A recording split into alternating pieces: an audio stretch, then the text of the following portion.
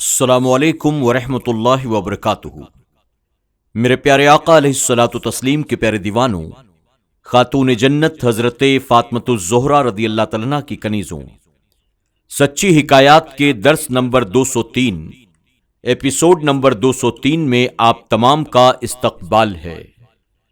اللہ رب العزت کا بے پناہ کرم اور احسان ہے کہ اس نے ہمیں اور آپ کو خیر و عافیت کے ساتھ اپنے محبوب صلی اللہ علیہ وسلم کی 12ویں شریف کی تاریخ عطا فرمائی۔ آج جمعہ کا مبارک دن ہے اور 12 ربیع الاول شریف کی تاریخ ہے۔ اللہ رب العزت ہمیں اور آپ کو آج کی تاریخ اور آج کے مبارک دن کی برکتوں سے بھرپور مالا مال فرمائے۔ آئیے درس کا آغاز کرتے ہیں درود شریف سے۔ الصلاۃ والسلام علیک یا رسول اللہ، الصلاۃ والسلام علیک یا حبیب اللہ، الصلاۃ والسلام علیک یا نبی اللہ، وعلی آلک واصحابک یا نور اللہ، صلی اللہ تعالی علیہ وسلم۔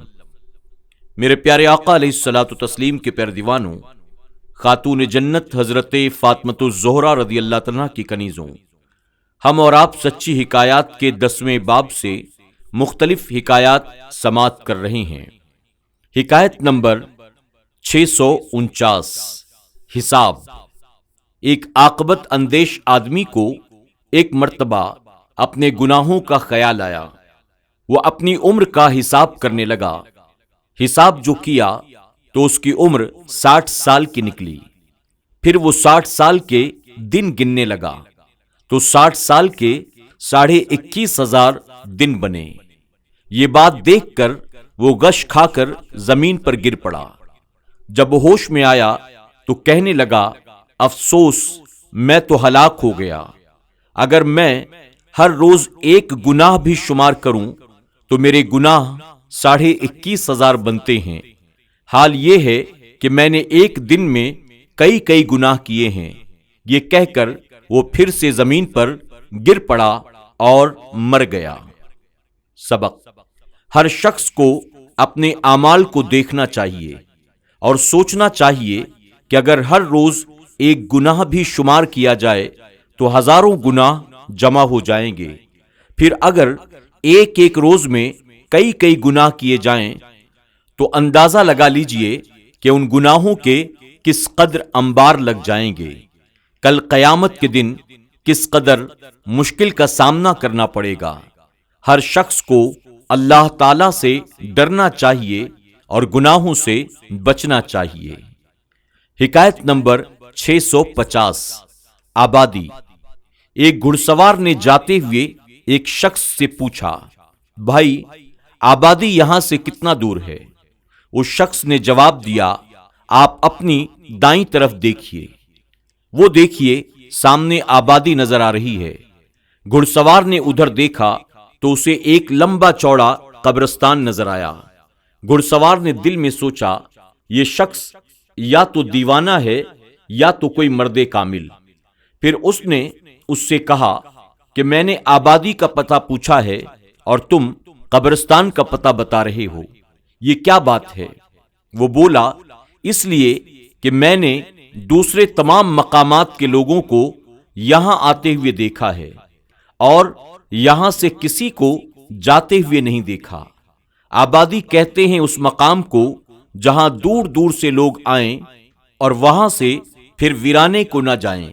میری نظر میں تو صحیح معنی میں یہی آبادی ہے۔ سبق: ہر ایک کو ایک دن مرنا ہے اور اپنے شاندار مکان، محلے اور شہر کو چھوڑ کر قبرستان جانا ہے۔ جسے ہم آبادی کہتے ہیں اسے ایک دن بربادی کا سامنا کرنا ہوگا۔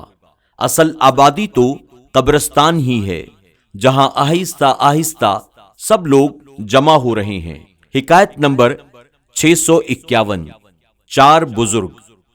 حضرت جنید بغدادی رحمت اللہ تعالی علیہ ایک مرتبہ اپنے احباب میں تشریف فرما تھے۔ سب اللہ کے مقبول بندوں کا تذکرہ کر رہے تھے کہ حضرت سری سختی رحمت اللہ تعالی علیہ نے فرمایا، میں ایک روز بیت المقدس میں تھا، حج کے دنوں میں بہت کم دن باقی رہ گئے تھے۔ میں نے اس سال حج کے لیے نہ پہنچ سکنے کا بڑا افسوس کیا۔ دل میں سوچنے لگا کہ لوگ مکہ شریف اور مدینہ منورہ پہنچ چکے اور میں یہی ہوں۔ افسوس ہے کہ میں اس نعمت سے محروم رہ گیا۔ میں رونے لگا، بہت رویا۔ تھوڑی دیر کے بعد ہاتف سے ایک ندا سنائی دی۔ کوئی کہہ رہا تھا، اے سری مت رو، اللہ تعالیٰ تمہیں کسی سبب حج کے لیے مکہ معظمہ پہنچا دے گا۔ میں نے کہا، مگر یہ کیسے ممکن ہے جبکہ مکہ معظمہ یہاں سے کافی دور ہے، میں یہاں بیت المقدس میں ہوں۔ آواز آئی، اللہ تعالیٰ کے لیے سب کچھ ممکن ہے۔ میں نے سجدہ شکر ادا کیا اور انتظار کرنے لگا کہ کب اور کیسے ہاتف کی آواز سچ ہوگی۔ اتنے میں مسجد بیت المقدس میں نورانی شکل کے 4 بزرگ داخل ہوئے۔ ان کی نورانی صورتیں ایسی تھیں جیسے سورج چمک رہا ہو۔ ان چاروں میں سے ایک بزرگ ان کے پیشوا تھے، تینوں ان کے پیچھے پیچھے چل رہے تھے۔ یہ لوگ جب مسجد میں داخل ہوئے تو مسجد جگمگا اٹھی۔ میں نے انہیں دیکھا تو اٹھ کر ان کے ساتھ ہو لیا۔ پھر انہوں نے 2 رکعت بجماعت نماز ادا کی۔ امام وہی بنے جو ان کے پیشوا تھے۔ نماز کے بعد ان کے امام دعا مانگنے لگے۔ وہ تینوں ان کی دعا پر آمین کہنے لگے۔ میں قریب ہو گیا۔ میں نے دیکھا وہ بڑے گڑ گڑا کر دعا مانگ رہے تھے۔ جب وہ دعا سے فارغ ہوئے تو میں نے ان سے السلام علیکم کہا۔ انہوں نے جواب دیا۔ پھر ان کے اسی پیشوا نے مجھ سے کہا، مبارکباد اے سری کہ ہاتف سے تمہیں حج کی بشارت مل چکی ہے۔ میں نے کہا، ہاں یا سیدی، آپ کے یہاں تشریف لانے سے پہلے مجھے ہاتف سے یہ بشارت ملی ہے۔ ہاں، جب تمہیں ندائے ہاتف سنائی گئی تو ہم اس وقت خراسان میں تھے۔ میں نے حیران ہو کر پوچھا، حضور خراسان سے یہاں بہت دور ہے، آپ اتنی جلدی یہاں کیسے پہنچ گئے؟ انہوں نے فرمایا، دوری اگر ہزاروں سال کی بھی ہو تو بھی کوئی بات نہیں، زمین اس خدا کی ہے جس کے ہم بندے ہیں، ہم اسی کے گھر کی زیارت کے لیے نکلے ہیں، وہاں تک پہنچانا اسی کا کام ہے۔ دیکھو، یہ سورج مشرق سے چل کر ایک ہی دن میں مغرب تک پہنچ جاتا ہے، حالانکہ مشرق اور مغرب میں دوری کئی 100 سالوں کی ہے، تو کیا سورج اتنی زیادہ دوری اپنی قدرت سے اتنی جلدی طے کر لیتا ہے؟ جب ایک بے جان وجود اتنی لمبی دوری ایک دن میں طے کر لیتا ہے تو جو اللہ کے مقبول بندے ہیں وہ اگر سال بھر کی دوری پل بھر میں طے کر لیں تو کیا تعجب کی بات ہے۔ پھر وہ باہر نکلے، مجھے ساتھ لے لیا اور نماز ظہر کے وقت ہم ایک ایسی جگہ پہنچے جہاں پانی کا نام و نشان تک نہ تھا، مگر اسی مقبول حق کی برکت سے اور کرامت سے ہم نے وہاں ایک ٹھنڈا چشمہ پا لیا، جس سے ہم نے وضو کیا اور نماز پڑھی۔ پھر چلے اور نماز عصر کے وقت ہمیں حجاز کی نشانیاں نظر آنے لگیں اور مغرب سے پہلے پہلے ہم مکہ معظمہ پہنچ گئے۔ مکہ معظمہ پہنچ کر وہ پاک لوگ میری نظروں سے غائب ہو گئے۔ سبق: اللہ تعالیٰ کے مقبول بندوں کو اللہ تعالیٰ سے بڑی بڑی طاقتیں حاصل ہوتی ہیں۔ یہ لوگ سینکڑوں میل کی دوری پل بھر میں طے کر لیتے ہیں۔ پھر جو ان کے آقا و مولا صلی اللہ علیہ وسلم ہیں، ان کی معراج پاک کا انکار کرنا کیوں گمراہی نہ ہوگی؟ یہ بھی معلوم ہوا کہ اللہ تعالیٰ اپنی مخلوق کی مرادیں اپنے بندوں کے ذریعے اور ان کے وسیلے سے پوری کرتا ہے۔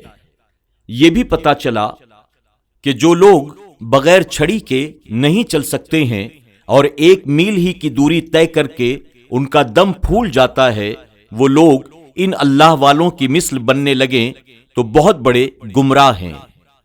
آج کے درس میں بس اتنا ہی۔ انشاءاللہ مزید حکایات کے ساتھ کل پھر ہماری اور آپ کی ملاقات ہوگی۔ السلام علیکم ورحمۃ اللہ وبرکاتہ۔ سچی حکایات کے تمام ایپیسوڈز کو سننے کے لیے یوٹیوب پر SDI آڈیو پر ضرور وزٹ کریں، سبسکرائب کریں، بیل آئیکن پر کلک کریں اور اپنے دوست احباب کے ساتھ ضرور SDI آڈیو کو شیئر کریں۔